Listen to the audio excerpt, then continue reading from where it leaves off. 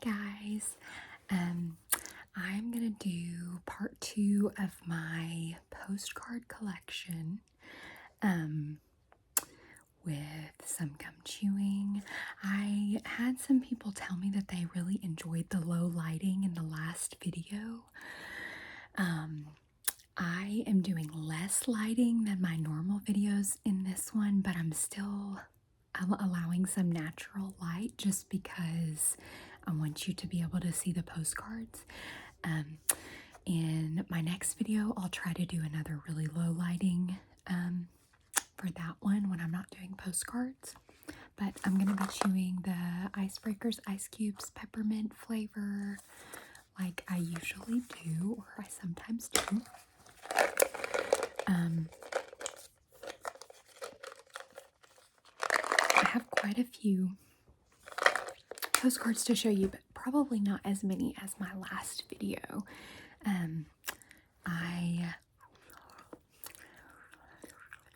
have been to England so many times. I'm trying to think how many. 1, 2,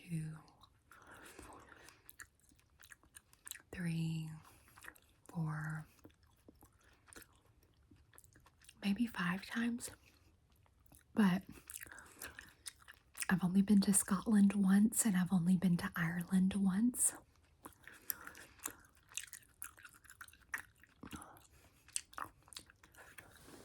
So I do have quite a few postcards from different places in those countries. My family has also been to those places, sometimes with me, sometimes without me. So I do have some postcards from places over there that I haven't been, even though I've been to the country. They have traveled to some places there that I have not. So I will point that out also.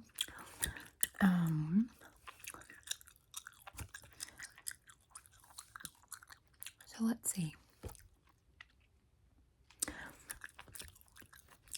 Here's the first one. All you need is love is all you need.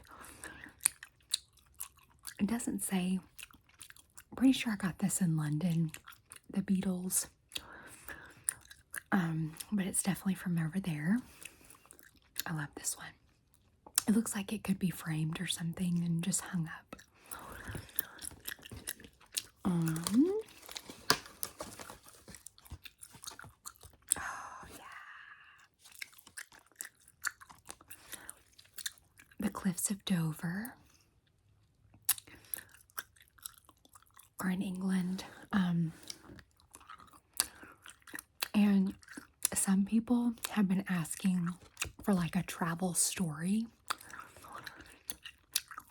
So this is a good postcard to share a little travel story from.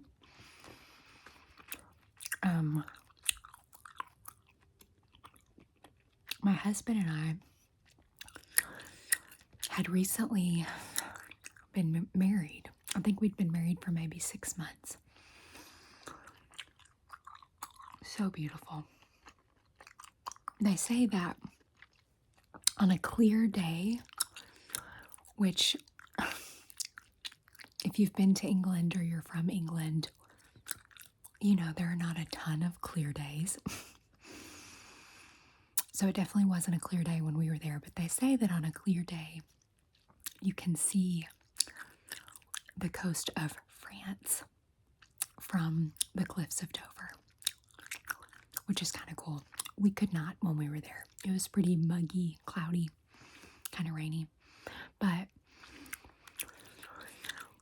my husband and I have been married close to 6 months, and we were doing a trip to England with my sister and her husband, and at the time they had 2 kids. So we were going to visit, we were flying into London, but that evening we were going to stay with some friends in Brighton. Brighton is not that far from London. I think it's like in maybe a little over an hour on the train. It's very easy to get to, but we got to London early in the morning, and we wanted to plan in a detour. We were supposed to be in Brighton at dinner, and we had planned a detour to go see the cliffs of Dover. And we rented a car. Now, my brother-in-law at that point had been to England before, and he had rented a car and driven. As you know, they drive on the left side of the road there. So we were going to be doing a lot of driving over the course of the week that we were there. So my brother-in-law had driven before, so he was fairly comfortable, but he did not want to drive the entire trip. So he asked my husband if he would be willing to also get the international driver's license to drive. And truth be told, my husband did not want to do it because, I don't want to do it. I don't think I will ever do it. It's very scary to drive on the opposite side of the road. It throws you off. I don't know if any of you have ever driven over there, or if somebody from the UK has come to America and driven. How has it made you feel? To me, it's so terrifying. So I definitely wasn't going to do it, but my husband didn't want to leave my brother-in-law in the lurch, so he said yes, he would help. So my brother-in-law drove the car from the airport all the way to the cliffs of Dover, and it was several hours. We're fine.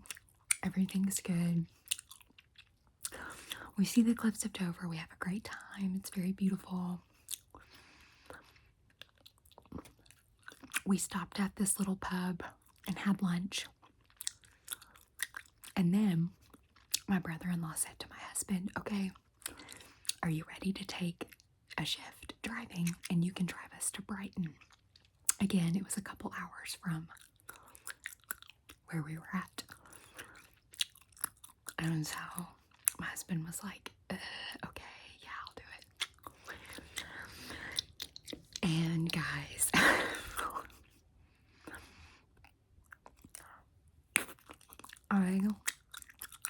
I am not even exaggerating when I say we had been in the car less than 2 minutes when my husband went up on the curb on the left side and popped the tire. Again, I would have done the same thing. I am not pointing any fingers because I know with 100% certainty I would have an accident if I tried to drive in England. But he popped the tire. We did not have a spare in that rental car.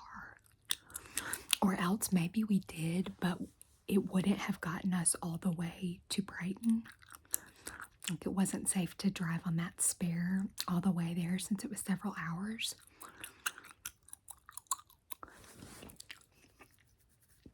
So he gets us to the side of the road, or he pulls off in like a neighborhood.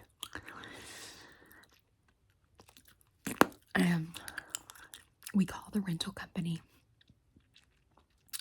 and they're going to have someone come out there and fix it. And it took them hours to get there. Hours. And so we have these 2 kids that we're trying to entertain. They're jet lagged.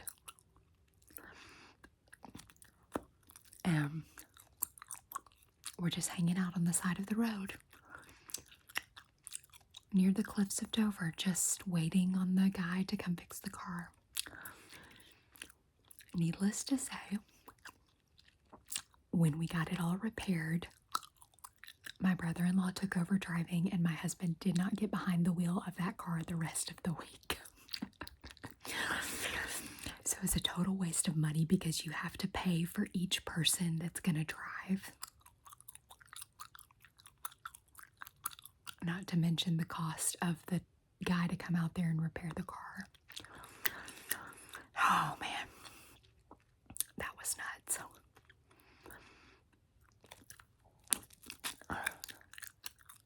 And of course, my husband felt so bad.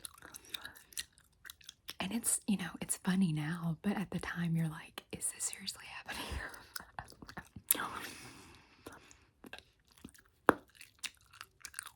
Oh, man. I wouldn't do it, especially after that. If we ever go back, I'm not going to drive. I have a friend from England who got very comfortable very quickly driving in the US, but not for me. Okay. This is perfect because this is from Brighton. And that's where we ended up late that evening, not when we had planned. We had planned to get there way earlier. But I've also been to Brighton on several different occasions because of the friends that we have who live there. So this is the Brighton Pier. It's really fun. It's kind of like a fair type vibe. They've got rides and games. It's beautiful. Do we like Brighton?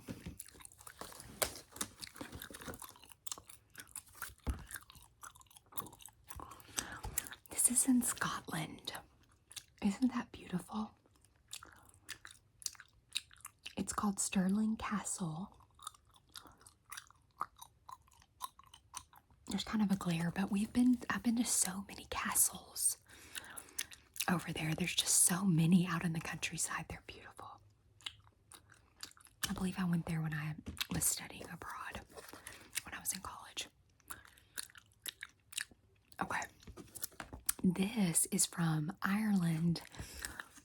Killarney, Ireland. Isn't that so pretty? Ireland is beautiful. So green. Lots of mountains and water. Okay, so this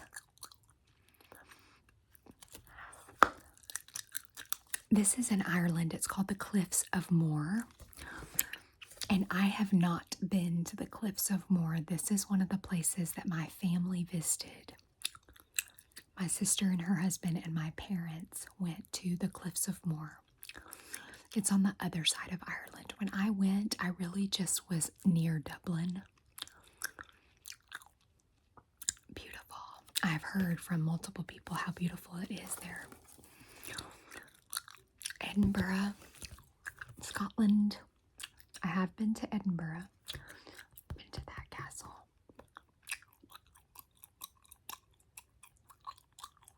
Edinburgh Castle. It's a beautiful city. Oh, this is another place. I think this is in Ireland. Oh, no. Sorry, this is in Scotland. The Isle of Skye. The fairy pools in the Isle of Skye. It's in Scotland. This was on the same trip that my family took, where they went to the Cliffs of Moher.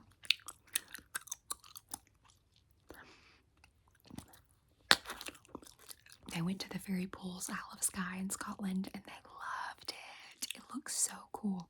They did like a really beautiful hike. So I have not been there.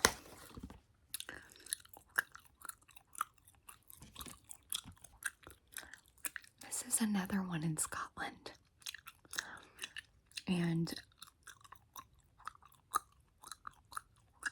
this is one from my family also.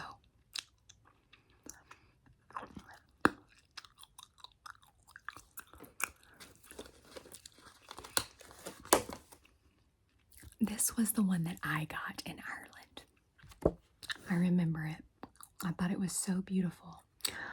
because it just had like everyday sights from Ireland, and I loved it. I thought it was so pretty. Just like the countryside and all the sheep. Here's another view from the Cliffs of Moher.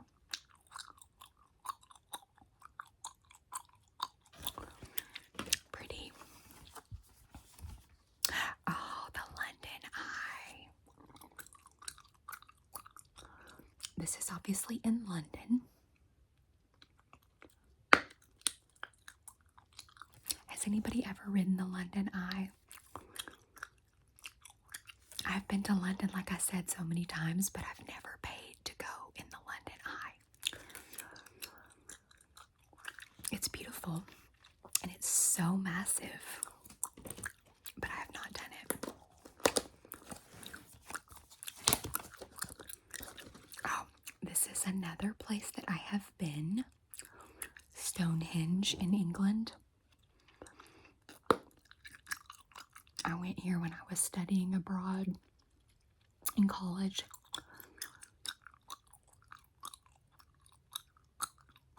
Really cool. I have been to Bath twice.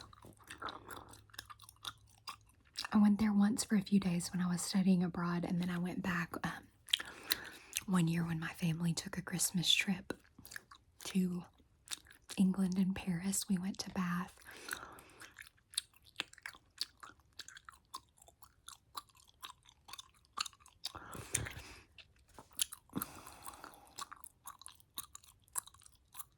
We did a little tour of like Jane Austen's home, because she lived here at one point. And actually, I think her real house, at least when I went, her actual townhome that her family lived in is like present day a dentist office. Or it was when I was there, and that was years ago. But they had redone a townhome across the street that was the exact same format, like the exact same layout as that house. And so we toured that and got to see like a lot of the like relics and things from her. It was really cool. And they also have like the Roman baths that we toured in Bath. It was pretty cool also.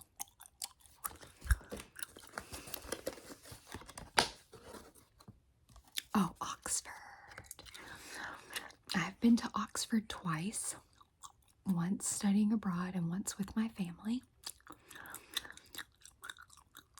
It's such a beautiful campus, and my family really loves C.S. Lewis, and he taught there. So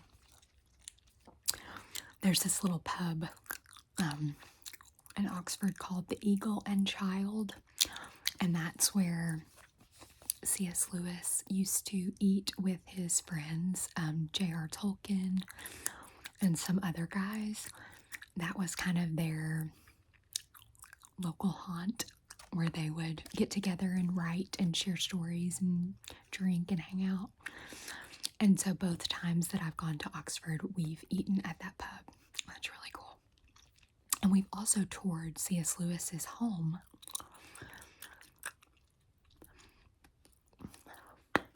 There's just a quick taxi ride from the campus. And that was really cool. He kept children in his home during World War II. I'm pretty sure they inspired him to write the Chronicles of Narnia.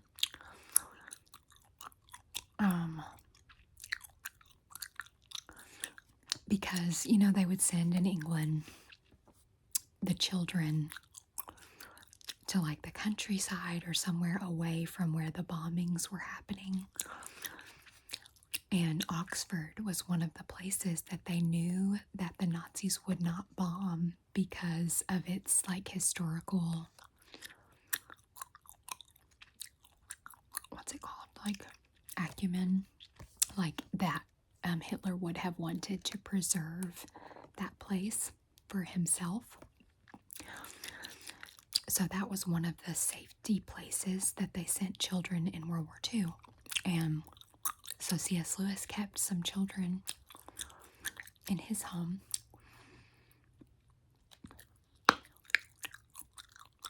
And it was cool to hear about that. I like a lot of his writings. And then this was another one that I got just because I love writing. I love books, as you know. And this was from Ireland, and it was just a picture of some famous Irish writers. George Bernard Shaw, John Millington Synge, Oscar Wilde. Most people might be familiar with Oscar Wilde. I feel like he was one of the more popular Irish writers. Sean O'Casey, James Joyce, Patrick Kavanagh, William Butler Yeats, and Samuel Beckett. All Irish.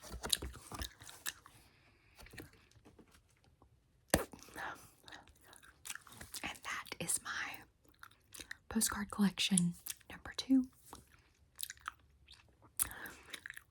England, Scotland, and Ireland.